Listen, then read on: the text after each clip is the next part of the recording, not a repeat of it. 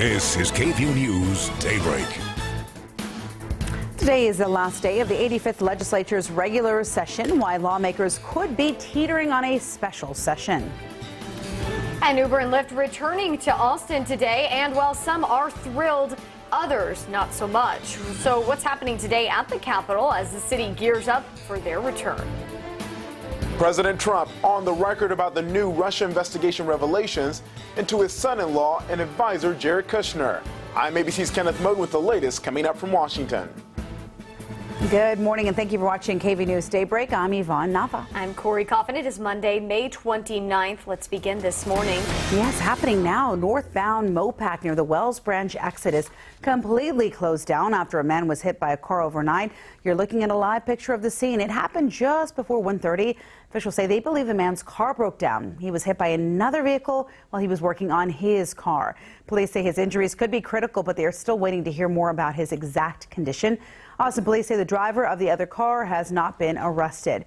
Now, obviously, this is a very busy stretch of road, even if it's a holiday. So let's check in with Annabelle Reyes for a look at a way to get around this. Absolutely, Yvonne. And so if you are traveling away from the city northbound, this is definitely going to affect your commute. Right now, APD is investigating on the scene. So they are forcing you off at Wells Branch Parkway. You can continue on the feeder road.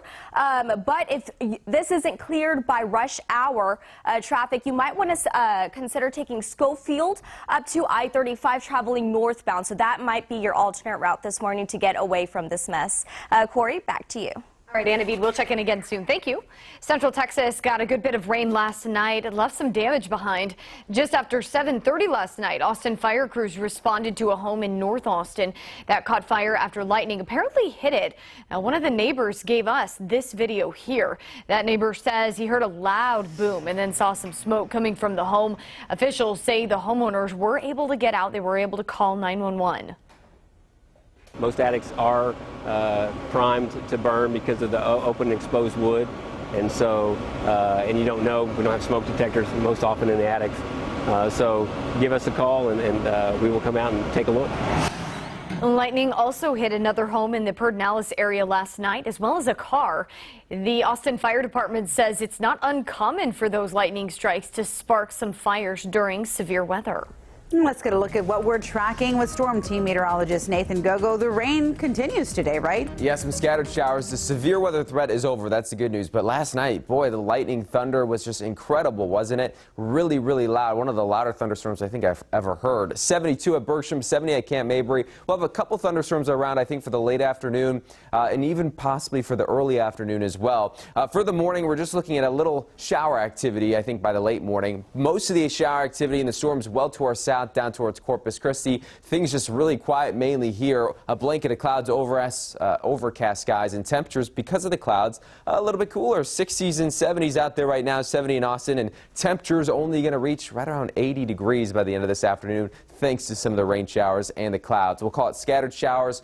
By lunchtime, by 5 o'clock, the same. And then by tonight, I think most of the rain's out of here, but more chances of rain coming our way as we head through the rest of this week. We'll talk about that in our 7-day forecast in just a few minutes, guys. All right, thank you. New overnight, one man is in police custody this morning after a SWAT situation in northeast Austin.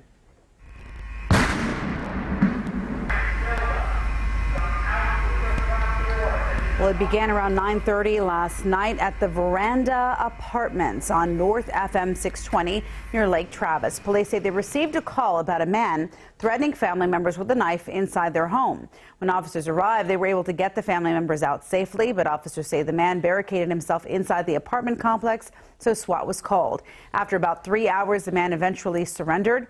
No injuries were reported, and police are still determining if and what charges will be filed.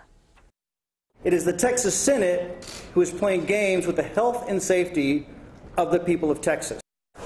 Well, with just hours left in Texas legislative session, state lawmakers are still butting heads over big issues like health care, property taxes, and bathrooms. And this morning, the lieutenant governor says he'll call a special session if lawmakers can't get these things done. However, there was no word out of Governor Abbott's office on whether he was planning to call for a special session. That's a period that could last up to 30 days with the governor setting the agenda. All of this comes after members of both the House and the Senate got heated yesterday.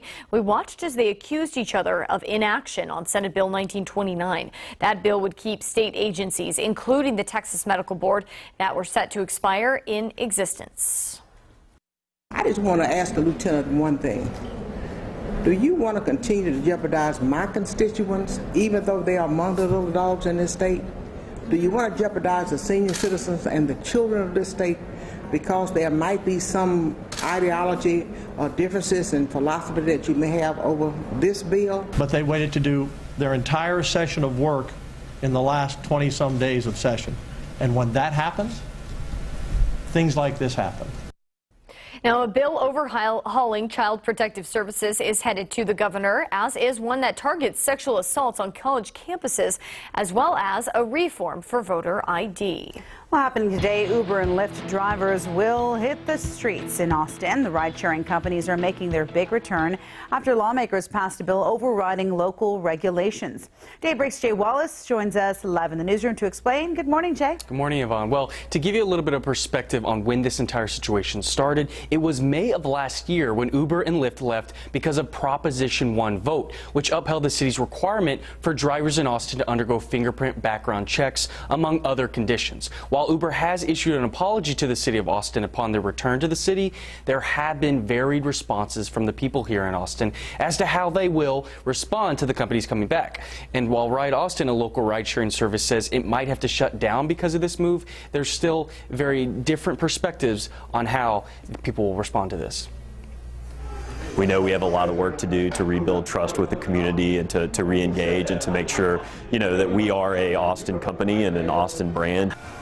And now Governor Abbott, he is expected to sign this bill at 10:30 in the morning today, which would be the last move needed to bring the two companies back into the city. And coming up at 6, I was able to talk to a driver who works for both Ride Austin and Fasten, and you can hear his perspective on how he thinks what percentage of the people in Austin will or will not change what services they used despite Uber and Lyft returning. Back to you guys. All right, Jay, good information there. We appreciate that. Now, President Trump is back home after his first foreign trip as president. But as he gears up for Memorial Day remembrance, the investigation into Russia is intensifying, and his son-in-law is in the spotlight this morning. As Kenneth Moten reports, the president not holding back on his opinion, taking to Twitter again to express his frustration. Trump White House overhaul on the heels of his first foreign trip as president. I think we hit a home run. President Trump back home considering a staff shakeup in the wake of the Russia investigation hitting close to the Oval Office and his family. The private attorney, one of many Trump hired to handle the Russia investigation, seen talking with Ivanka Trump at the White House. Her husband, presidential advisor Jared Kushner, under scrutiny, but not the target of the FBI investigation. Sources say Kushner tried to set up a secret back channel with the Russian ambassador to the U.S., even after intelligence agencies found Russia tried to meddle in the election. There ought to be a review of his security clearance to find out whether he was truthful, whether he was candid. If not, then there's no way he can maintain that kind of a clearance. A frustrated president tweeted Sunday, calling leaks coming out of the White House fabricated lies made up by the fake news media. Trump also spoke with the New York Times, reportedly saying, quote, "Jared is doing a great job for the country. I have total confidence in him." Look, I think Jared has said that he's more than willing to answer any and all questions. Trump's focus, his overseas trip, calling it a great success for America. But fresh from the G7 summit, German Chancellor Angela Merkel expressed doubts about the U.S. and the U.K. Telling her country the times when we could completely count on others are over. The chancellor's remarks came after President Trump criticized Germany's trade policies at the G7. This week, expected to be a crucial one for the White House as the president works to control the West Wing crisis over Russia. Kenneth Moten, ABC News, Washington. Now, a lot of you will be out today for the Memorial Day remembrance, but police want you to be careful. Officers across Central Texas, including Austin and San Marcos, are working to keep drunk drivers off the road. It's part of the department's no refusal initiative. During no refusal periods, officers get a warrant to draw a blood sample from any suspected drunk driver who refuses a breath test. No refusal runs through June 12th from 9 p.m. to 5 a.m. And here at KVUE, we want to remind you to drive alive, Austin. Please don't drink and drive. And we want to switch gears now to weather. Get a check with Nathan Gogo this morning. Good morning, Nathan. Good morning. Thunderstorms last night, very loud thunderstorms. The severe threat is over. That's the good news. But we could see a couple more scattered showers, likely for the late morning and into the afternoon. And some of them could put down some heavy rainfall at times. So certainly not the best looking day to be out on the lake or be doing outdoor activities. If you are going to be outside, keep in mind some showers will pass through likely. Lower 70s at Berksham, 70 at Camp Mabry. All the rain showers as of now off to our south, but we have a couple showers starting to kind of sneak up to the north just a little bit. Now dropping a little bit of rain towards San Antonio, the Alamo City, and close to Hays County. So temperatures right now in the upper 60s, lower 70s, 70 in Bastrop, 72 in LaGrange. The UV index, as you'd expect with all the clouds and rain showers we'll expect for today, it'll be low, so don't really have to lather on the sunscreen as much for today. We'll call it a 2. But we are seeing more chances of rain, not just today, but for the rest of this week and even into this next weekend.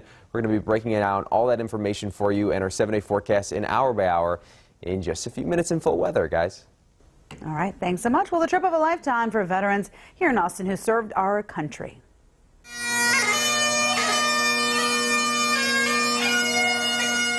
A patriotic send-off for 25 veterans at Austin Bergstrom International Airport yesterday morning. Thanks to Honor Flight Austin, they flew to Washington, D.C. for free. All of them are Purple Heart recipients from World War II, Korea, and Vietnam. It's not about car sales or barbecues. It's about honoring those that have paid the ultimate sacrifice. It's about, for us today, taking 25 Purple Heart recipients to visit and experience the memorials that was built for them. This morning, they will attend a solemn ceremony at Arlington National Cemetery. It's a powerful experience, and according to organizers, on the bucket list for many of those flying to D.C. They will then return to Austin, and if you would like to welcome them home, you can. They arrive back at ABIA at 8:30 tonight.